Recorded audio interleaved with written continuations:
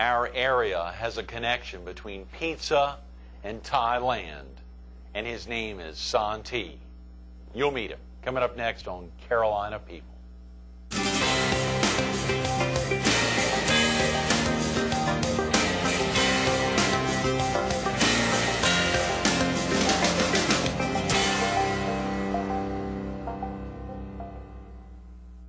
Good morning. Welcome to Carolina People. This morning we're at the Franklin G. Burroughs Simeon B. Chapin Art Museum on the southern end of Ocean Boulevard, a little north of Myrtle Beach State Park. We're focused on growing a small business, and we're visiting with Santi Jimongkonkul. Good morning, Good Santi. morning. Nice Thank to you see you, so Greg. much for coming in. This is very exciting. What about this Myrtle Beach Art Museum? It's amazing, isn't it? It's a beautiful place, and I know it was a real nice place. Had you been in here before? I have been here before. Oh, yeah. It goes on and on. I think a lot of folks probably have just never been down here. No, I don't think so. A lot of people don't even know about this museum, and I heard about that they were moving this building to this location many years ago. 10 years ago. You remember when they moved it down? I think it was down Ocean Boulevard. They shipped the house down here and set it up, and obviously really did it right. That's right, yeah. If people know about it, they might decide to come to look at it. We hope they will. MyrtleBeachArtMuseum.org. MyrtleBeachArtMuseum.org. They can go online or just show up down here, just cruise down Ocean Boulevard. And it is great to get you in. I think you said it's been 30 years now you've been in Horry County. Yes, sir. I've been here 30 years exactly. This past July. July 31st, I came to the big USA. July 31st. Yes, sir. What opened the door? How did you? I mean, what was it about? What was it about this area that wanted to get you here? It was a long story that happened that I had chance to be able to come to America. It was a dream come true. Back when I was 19 years old, I met a professor from Coastal Carolina University. Right. Was visiting Thailand, and I was a tour guide back then, tried to earn some money to go to college. And I have met him, and we have a good contract, and then next thing you know, I got a scholarship from Coastal to come here. You were a tour guide there in Thailand. Yes. And this professor from Coastal was there. Yes, sir. And you all just became friends. That's right. That is fascinating. That is fascinating. And he opened the door to the scholarship, or was it one? No, it was a lot. You know about it. What happened was when he was in Thailand, he was visiting Thailand, and he liked to stay longer, but he didn't want to stay in a motel, so because it's so expensive for him. So he asked me, would I find him a cheaper place to stay? So I offered him one of my rental house that, share the room, let him stay there for 3 months, for whole summer. Kidding? No, this was a professor from Coastal. Yes, sir. No way. So he was so excited because he wanted to live like the local folks in Thailand, and after that he left, and he really was impressed about the people and the culture and the country. Right. And we have correspondence for a few years, and after that he invited me, would I be interested to transfer from the university in Thailand to come to Coastal. And I accepted the offer, and then Coastal gave me the first scholarship for the international student. Is that right? You got the first international scholarship they'd ever given? That's right. Coastal was only like a small college back in 1977, only approximately 900 students. Is that right? And I was the first foreign student that got a scholarship from Coastal. I did not know that. And the scholarship that Coastal offered me was just give me the, the interstate tuition. But the in-state tuition, yeah. But I have to earn the other tuition myself. So how'd you go about doing that? I mean, how'd you actually get here? Well, that must have been did you have a lot of money saved up? Are you loaded in Thailand? Thailand is actually a very poor country, and our family was involved in farming business. So my family doesn't really have a lot of money. But, to be able to come here, I have to be able to buy the airplane ticket round trip to guarantee that I'll be back to Thailand after I graduate from Coastal. So, believe it or not, I have to go to work in to be a sales rep for the English newspaper in Thailand. For a newspaper? Wow. And well, that's the English good. newspaper our also. sponsor will like to hear that. That's yeah. right. And it's an English newspaper. An English newspaper there in Thailand? Yes. So I was a salesman to sell the English newspaper in Thailand that most of the Thai people don't read the English newspaper. Oh, yeah. So, yeah. but... Who could you sell it to? Well, the way the company worked was they pick up the salesmen. I was one of the 10 salesmen. And they drop you off in an influential area in Bangkok. Right. And let you go to door to sell the prescriptions. No way. And I have done that for like approximately 3 to 4 months and have earned a lot of money. And enough to buy myself an airplane ticket round trip. Round trip, yeah. Have you ever been back? Yes, I've been back to Thailand a couple of times. Believe it or not, the company that I was working for, the newspaper called The Nation. The newspaper's called The Nation. Yes. Right. And now that newspaper, from a later newspaper company, now become a multimedia, one of the biggest in Thailand, just like CNN in Thailand. Is that right? That's right. Become involved in newspaper, television, cell phone, and any kind of communication in Thailand. Thailand has grown a lot, though. That's right. I mean, 30 years ago, obviously, and it may still be a very poor country. But yeah, it's a poor country, but economy-wise, there's still a lot of big businesses in Thailand also. Is Bangkok the capital? Yes, Bangkok is the capital of Thailand, and been the capital over 200 some years. Is that right? Yeah, that's wow. right. Yeah, we think about Thailand. I obviously never been there, but just wonder. It's you highlighted that it's a very poor country, but there is a good bit of agriculture as well. Is your family still in the agricultural business? No, we out of agriculture now, and my family retired. Is that right? Wow. What was that like showing up on campus? Just had the professor that you had corresponded with over that time filled you in on what it was going to be like when you arrived, and what was that first? On July 31st of 1977. What was that like arriving here? Oh, I came here to America and I met the professor in California. Right. Because he was doing the summer teaching in University of California at Davis, the agriculture university in California. And then we travel across the country to come to Coastal in August. And I have seen the whole country before I even started Coastal Carolina. You got to see everything, over the month of August as you traveled out. And when I came to Coastal, it was a little bit different because before I came, I was a freshman in the university in Bangkok, and there's approximately 15,000 students. And when I came here to Coastal, there was only 900, so it was a small change for me. 15,000 students. To one with just with less than 1,000. That's right. That's amazing. That is amazing. So many things happen as you arrive on campus. And to think, did you get a job there on campus or work there or something that prompted you? Obviously, we highlighted this morning is to talk about growing a small business. For you, it was growing the Santino's chain of pizza restaurants. But for you, I mean, what did you do when you first got here? How did you have the money to survive if your family was I stayed with a family that sponsored me and work on campus part-time. And actually, I work in the media center. In the media center? That's right. And I doing also responsible in the print shop. Oh, yeah. And I was worked at a newspaper in the That's past. Right. Yeah, I used to be a printer and a cameraman on campus. Right? Wow. And that's when I had a chance to earn a few dollars to survive. The Herald may be hiring, Santi. Yeah, we may have some room for a print guy. Yeah. That's right, sir. That's great. And after that, I graduated in 2.5 years because I already have few credit from the university in Thailand.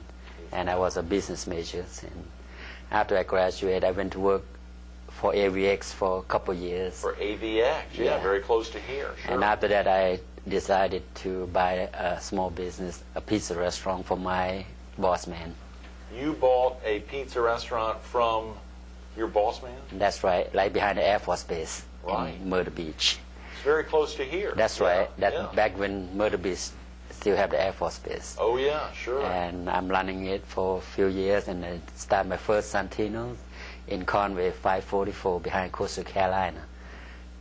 And it's still there today. It's still here today. Have you?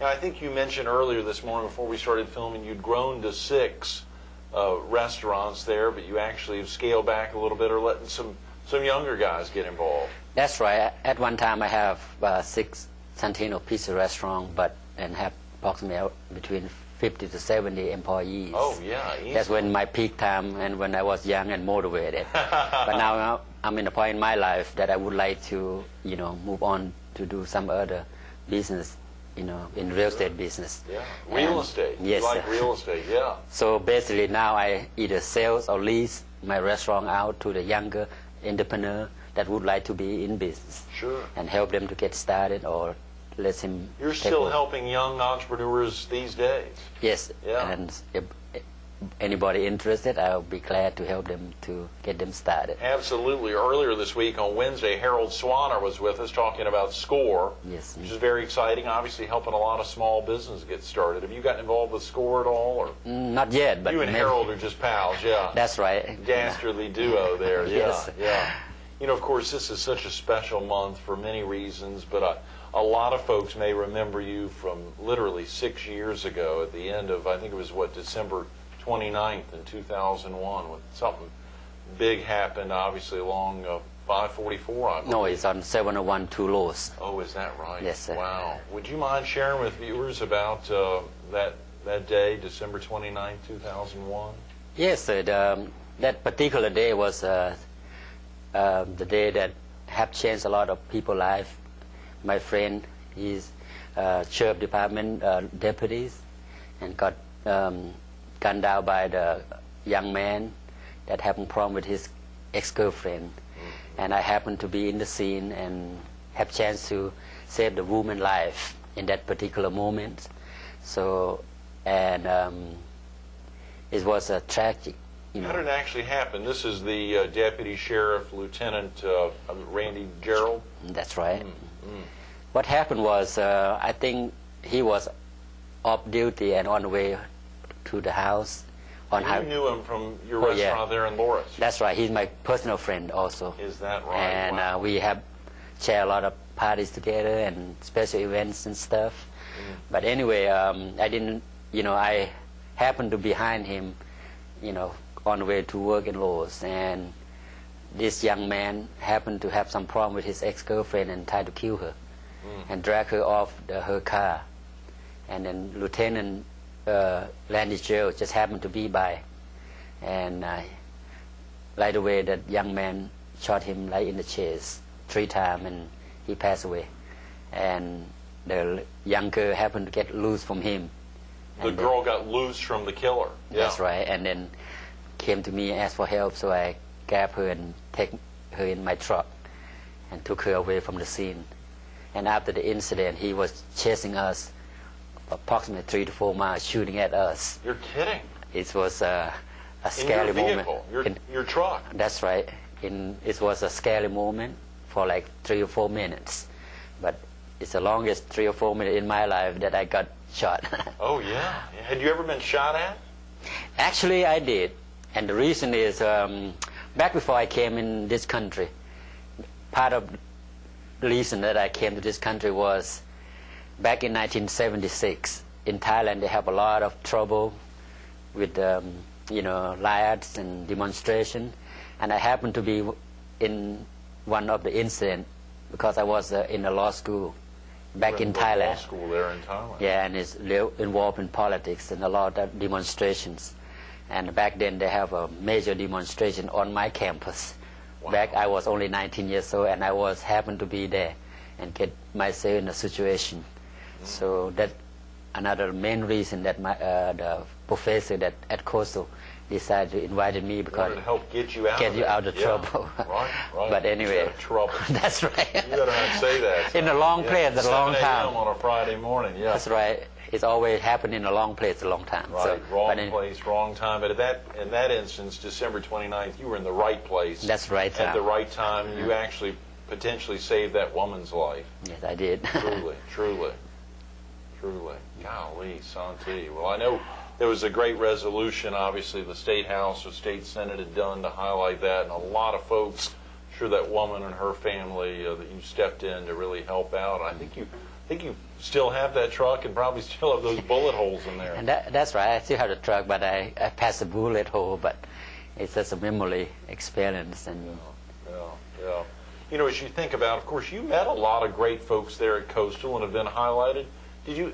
I believe you said you met your wife there even in That's right. In the bookstore. Yeah, I met her in the bookstore, and she came to buy a book, and I met her there. She came to buy a book, and yeah, that's how you and met she her. was not a student there, but I was a student at Coastal. Is that right? Yeah, yeah. It's amazing how those kind of relationships can blossom on a college campus there. That's right. How'd y'all actually have a first conversation? How'd you get started? Oh well, she asked for a certain book, and I happened to took the class, Yeah. the political science book. Yeah. So you knew a little extra about the book. That's right. So that's when we get to know each other. That is fascinating. That is fascinating. You know, so many great things, obviously, in Coastal Carolina. What was it about Coastal Carolina that you enjoyed over? And you said you were there 2.5 years. That's right. Well, the Coastal back then was a small campus, and I have chance to meet most of the professor and the student, and they became my friend ever since. And of course, Coastal have grown, become a big university now, and I'm really proud of it. Oh yeah. And I remember I was the first foreign student that got a scholarship and graduated at Coastal Carolina University. The first foreign student that got a scholarship and then later graduated Yes, right. in Coastal Carolina. At that time, Coastal Carolina College, part of the USC system, now Coastal Carolina University. That's right. That is amazing. Yeah, that it is is, amazing. You know, you think back to that time at the back gate of the Air Force Base when you opened that, or got involved, and your boss opened the door for you to get in there.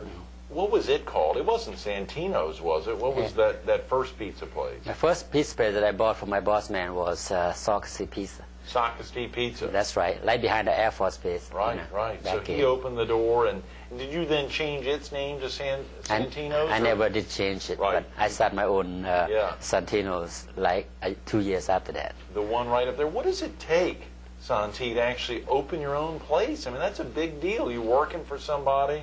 Next thing you know, you've got your own place, and you're not working for somebody. I mean, you're working for yourself and obviously working for the bank and your family. But what was that like coming out of the gate? I mean, how'd you get a loan? Did you get a loan? Oh, believe it or not, I have saved up some enough money down payment, and Right. I have to charge a lot of money on my credit card. I Yeah. started my business, part of it with credit card, Thanks to credit cards, yes. $15,000 extra money that I have to, to get started. But Right. it was the most challenging in my career because the small business is not easy, and it takes long hours and hard work and efforts, and you have to do it all. Right. You have to do it all. And that's right. And but I have determination to make it happen, because my dream is build something and make it successful, Right. and be able to generate not just for myself and my family, but for the communities and employees. And that's part of my philosophy in being in business. Right. Most people just want to hit the jackpot to make extra big money for themselves, but I want to get involved to helping not just for myself and my family, but for others also. Oh, absolutely, and that's been seen. You've gotten involved. We got about 5 minutes, Santi. You know, when you think about some of those mini groups, I know you've donated. I think place after place I've seen where Santino's has donated either pizza to different events. Really stepped out there. Where are the 6 locations that you expanded to over the years? I know, as you said, you really focused on 2 now, and you're helping those young entrepreneurs with the other 4. But where are they spread around the count? Are they all here in Horry? That's right. The one that I'm actually running it is in Lois, and the one in Homewood. One in Loris and one in Homewood. Yeah, and the rest of them, one in Ennis and Johnsonville and Highway 544, and Right. and also one on 4th Avenue. All those been run by the younger entrepreneurs. Is that, you said one in Johnsonville, over in Florence County. That's right. Golly, I didn't know you'd expanded into Johnsonville. Yeah, and we're planning right now to help another young couples to open one line on 905. The 7th one. Yeah, that's Golly. right. But I will help them to set up the restaurant and get them started, and give them a chance to be like what I be at one time. That is fascinating, Santi. You know, as you think about it, of course, folks think of pizza and Santino's. They think of a good Italian name, when actually it's from Santi. From Thailand. Thailand, yeah. Probably not too many. Hey, any pizza joints there other than Pizza Hut in Thailand? Not too many, but it's getting more and more popular now. Right, Yeah. right. Whether it's a Papa John's there. I'm just trying to think how those brands, what would be the name? I mean, how would you say Pizza Hut in Thai? It's just pizza. Is that right? Yeah, I mean, so the Americanized names, the that's right. deep English names, just are the same thing. You say them there in Thailand the That's same right. way, right? That's right. Right. That's fascinating. That is fascinating. You still have family. You get back there often? One every few years, but my mom's still in Thailand. All my brothers and sisters in Thailand. Have they come to visit you? Yeah, my sister and my brother came, but they don't like it, so they went back. So Why not? It's difficult for the culture change. Yeah. And especially when you get older, it's hard to move to another country. Right. And but when I came, I'm really adapted. I was young, Oh, yeah, sure. Young Yeah, guy, in and your then 20s, yes, late teens. that's right. What are some of the stark differences for them? I mean, obviously, no desire for them to move here, but just for viewers to have an understanding, what are some of the big differences between Thailand, where they live, or whatever part of Thailand they live in here in Ori County? What are some of the biggest differences, or are there? Just the language, principally? Mainly the language, the culture, the weather, the climate, and everything. The weather, the climate? That's what most people hard to get used to. In the Far East, they have a certain food, certain culture, certain climate, but here it's all opposite, different. Yeah. So that's make it difficult for them to come. Does it rain a lot in Thailand? Yes, it does rain a lot, but the weather is extremely hot in the summertime. It's very hot there. Yeah, it's very... Wouldn't they like to get out of that? It's 110, 115 degrees. Oh, come on. In the summertime, so... Golly, even in Bangkok. Yeah, Bangkok is very hot in the summertime. I can't even imagine.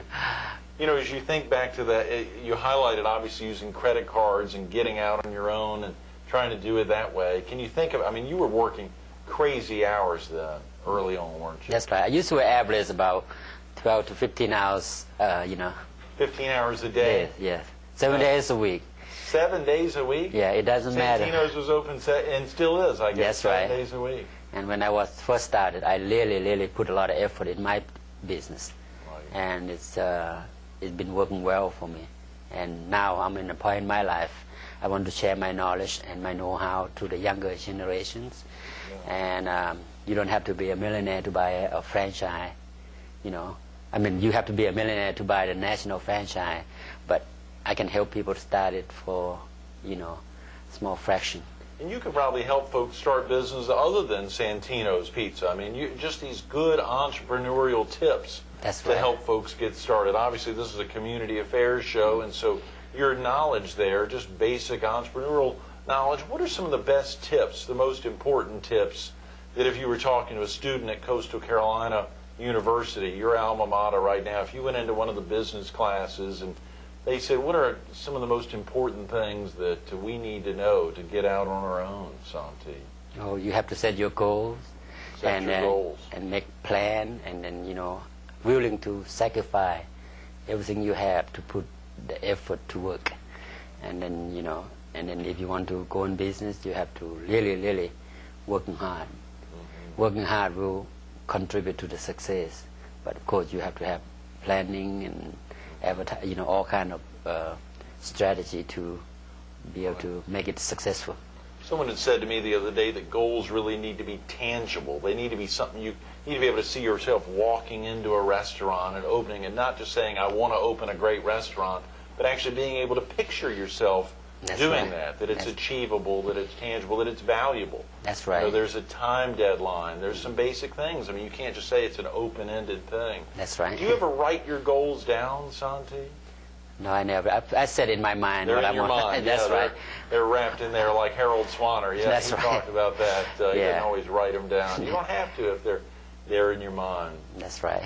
And of course, trying to position it for really young folks. Folks can get involved in helping to start businesses. For you, it was at a very early age. You really recognized, obviously, as a tour guide, you could have an impact and start working at a very early age. Yeah, I think I was fortunate.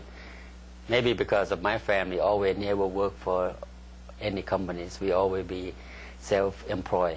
And maybe I took after for my family. And that's why when I came here, in this country, and I start my business after the first few years after I graduated from the college. So, and that probably the reason why I start early. But back then in the 80s, not many small business as women or minority. But of course, if you read the newspaper, now there's a lot of small business minorities and women that they start gear up for their own business now.